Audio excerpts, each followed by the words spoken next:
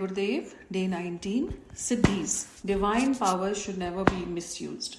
Gayatri sadhaks have glimpses of several divine powers as a result of this sadhana. Advantages, siddhis which can be achieved by yoga or any other sadhanas can be equally achieved by Gayatri sadhana. Sadhak's spiritual awareness increases with the progress in sadhana done with faith, devotion and humility. Impurities covering the soul are removed, internal purity develops, and the sadhak's soul begins to shine in its original amplitude and brilliance. When a thick layer of ash develops on a burning piece of coal, it loses its burning power. It can be touched, but when this covering of ash is removed, blazing heat flares up from the burning charcoal. This fact applies to the soul also. Ordinarily, people are overwhelmed by worldly attachments. They are deeply engrossed in carnal tendencies. This is like a curtain of illusion on account of which the heat, light, brilliance of the soul cannot shine forth. When a person becomes self-introspective, removes inner impurities and cultivates inner piety, he is ready for self-realization. Individual soul is part and parcel of the universe and transcendental divine. It contains all the elements, qualities and powers which are found in God. All the characteristics of fire are found in a spark. A spark has a potentiality to flare up and become all engulfing fire. When impurities covering the soul are removed, God light shines through the soul. 8 siddhis and 9 nidhis are famous. In addition to these, there are innumerable big and small riddhi siddhis which manifest and develop as soon as sadhak sadhana attains maturity. Although no separate efforts are needed for the attainment of a particular siddhi, they automatically manifest just as in attaining the age of youthfulness. Its symptoms manifest themselves. Gayatri sadhak attains the state of siddhi gradually. The following signs are clearly perceptible in persons who are engaged in Gayatri sadhana with faith and devotion for a long time. Magnetic personality, luster in eyes, force in speech and brilliance, sobriety and steadiness are visible on the face of such persons. Persons coming in his contact are instantly influenced by him and gladly offer to do his bidding. The sadhak feels within himself presence of divine brilliance. He feels the new power is working within him. He takes interest in noble deeds and has an aversion for viciousness. He feels sorry and sincerely repents if he commits any mistake inadvertently. He does not get puffed up in moments of success and prosperity, nor does he lose his balance in the hour of calamity and crisis. He has an inkling of coming events. In the beginning, it is just a bunch, but gradually he acquires exact knowledge of the future events. His curse and blessings materialize. If he is painfully hurt and curses anybody, such a person is bound to face calamity. If he is pleased with the blessed and blesses anybody from his heart, the person so blessed is bound to be benefited. He can read the thoughts of others. Nothing can be concealed from him. He can see the inner vision, the virtues, defects, the thoughts and conduct of a person. He can implant his thoughts in the mind of other people and can convey his message to persons in far-off places without the help of any material medium of communication. Atmosphere around him is calm and pious. Persons sitting close to him feel wonderful piety and righteousness. He can donate a part of his tapasya, age or power to anybody and the beneficiary gets benefited without making an effort. Such a person can do Shaktipeeth, transfer his divine powers to others. He sees flood of divine light of different colors in dreams as well as while awake and during meditation and hears divine sounds. Some celestial power and presence appears to be his constant companion and playmate. He gets marvelous divine experiences through the influences of this presence. There are some tangible signs of advanced progress in sadhana.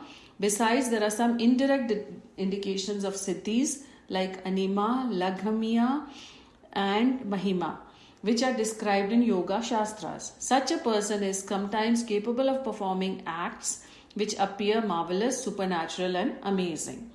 One has to be very careful during the delicate period of appearance and development of siddhis. When the period of adolescence comes to an end and youthfulness sets in, new vigor is born in the body. The mind becomes enthusiastic, playful and passionate during this period. If this mentality is not controlled, raw energy or vigor starts dissipating and the person becomes devoid of youthfulness, weak and useless. In sadhana too, the stage of beginning of siddhi is such a stage when the sadhak feels within him an upsurge of divine energy, and in his enthusiasm he wants to flaunt his superiority before others by exhibition. If this happens and the raw energy is misspent before it obtains maturity, the sadhak on account of misuse of siddhis becomes hollow and empty. This world is being regulated by the principle of karma, of sowing and reaping. Living beings entangled in the ties of their action lead a life according to well-settled principles of nature. True service of humanity lies in inspiring people towards righteous actions, in encouraging them to learn fortitude in the face of disaster. This is spiritual service. Material help should be extended to solve immediate difficulties. If people who have deviated from the path of their duties are made prosperous by using spiritual power, such people will become all the more idle and indolent. Therefore, best service lies in inspiring them to imbibe virtues and wisdom. To divert one's spiritual power for enhancing material prosperity of others amounts to exhausting one's spiritual powers in cheap exhibitism. Far-sighted spiritual masters do not crave for worldly respect and praise. But the trend in society these days is almost the opposite. People have made worship, spiritual pursuits, meditation, etc. as a means of gaining worldly power and pelf. They worship and make pledges and offerings to God for getting success in gambling, lottery, etc. Their only object is to get money by hook or by crook. Such persons do not acquire spiritual enlightenment and power. Even if they get it, it is soon lost on account of its misuse in proper acts, and their future is bleak. An incompetent person can never be endowed with powers by which he can do harm to others. It is altogether prohibited in spiritual sadhana to use tantric methods of using mantra power for killing an adversary, for sorcery, for bringing distraction in man's mind by incantations, or by bringing a person under complete sway. It is also prohibited to know secret conduct and ideas of a person and to make them public, and thus bring him into disrepute. Displaying wonderful feats and make people believe that he is a divine soul is strictly prohibited for a Gayatri sadhak. Nothing can serve the people at large better than the work of disseminating true knowledge, which alone is important and by which a sadhak, rendering service with least resources, can feel celestial joy and make his life a blessing for himself and others. If, on the other hand, he indulges in exhibition of miracles, the source of his power will dry up. He will lose spiritual wealth and become empty in a short time. Such persons do more disservice than service to the people, because although they are able to attract people towards them, this does not last very long. Keeping these facts in view, I strongly caution all my readers and followers not to disclose their siddhis and keep them strictly secret. They should not disclose their miraculous experience to anyone except their most reliable bosom friends. If necessary, guidance in such matters can also be sought from the author of the book. It is utmost responsibility of Gayatri sadhaks not to misuse in the least the divine powers which they have achieved. I caution with all the emphasis at my command that no sadhak should commit violation of this injunction. Next is Vam Margi Tantric Sadhana. While discussing the origin of Gayatri in the beginning of this book, it was stated that Brahma Shakti divided itself into two parts. Gayatri, representing conscious dynamic divine will, gross physical Gayatri, involved in the inconscient material cosmos. The former is worshipped and invoked for dynamic spiritual awakening. With the increase of spiritual energies, it becomes easy for the sadhak to surmount worldly difficulties and remain happy under the worst circumstances. It is this system of sadhana which has been described so far in the book. It is the science of yoga which is also known as rightist path. This system is non-hazardous and useful for individual as well as the society, as the element of Sat is predominant in it. The other part is the mastery of Savitri, gross physical Gayatri, underlying the 5 elements of the cosmos, Panch Mahabhut. Due to attraction and repulsion of atoms, several categories of objects are formed through the interplay of the element which constitute appearing and disappearing unceasingly. The principles by which changes are effected in ordinary natural interplay of these atoms is known as physical science. This science is divided into two parts. The first relates to making the atoms of nature more useful with the help of machines. Train, telegraph, telephone, radio, aeroplane, television, electricity, and similar other inventions fall in this category. This is known as mechanical science. The other one is known as Tattva Vigyan, in which instead of machines, the indwelling electrical energy in man is discovered and manipulated in such a way that minute atoms of nature transform according to the man's wishes. Thus, the great work of creation, transformation, and destruction of objects can be accomplished without the help of any equipment of machine by Tantra Vidya. This branch is known as Savitri Vidya, Tantra Sadhana, Vam Marg, etc. Tantra Vidya is an independent science, the basic and scope of which cannot be described in this book. Only an elementary introduction has been attempted here. In ancient days, great scientists of India used to follow this method for several purposes.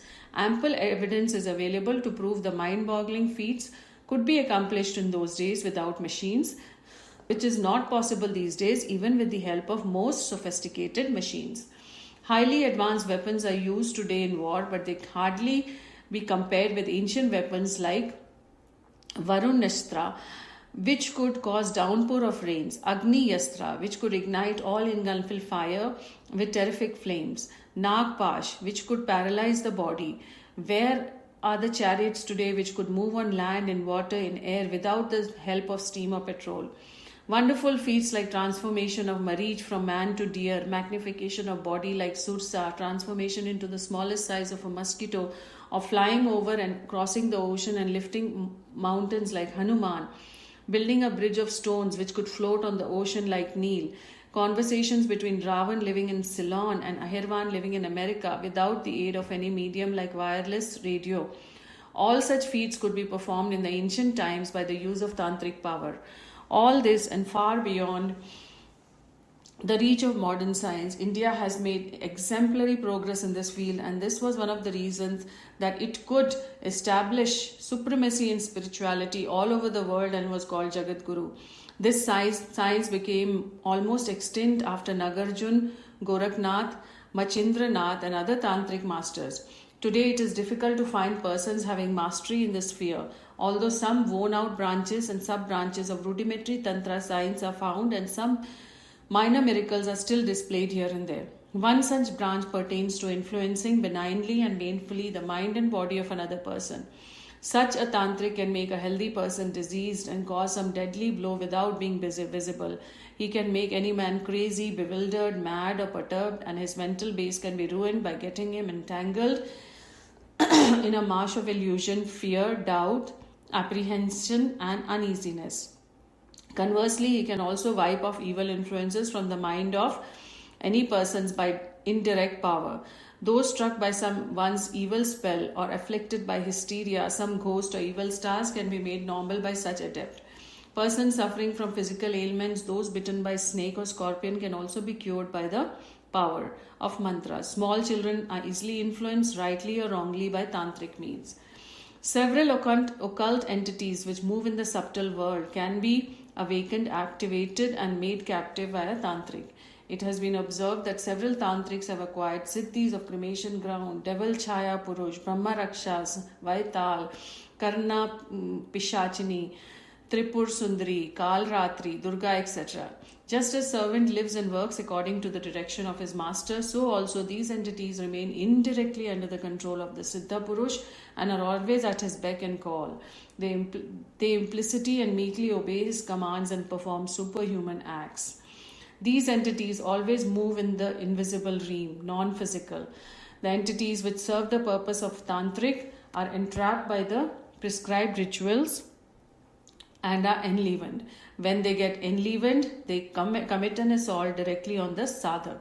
If the saadhak is able to face these assaults by his spiritual strength, he is able to subjugate such subtle entities and then make them slave for him round the clock. Such sadhanas are highly dangerous. Some exercise rituals have to be performed at a horrifying lonely place like cremation ground.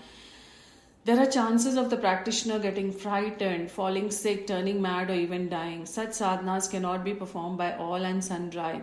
Even after acquiring siddhis, the tantric cannot always fulfill difficult conditions of keeping the invisible occult entity with him.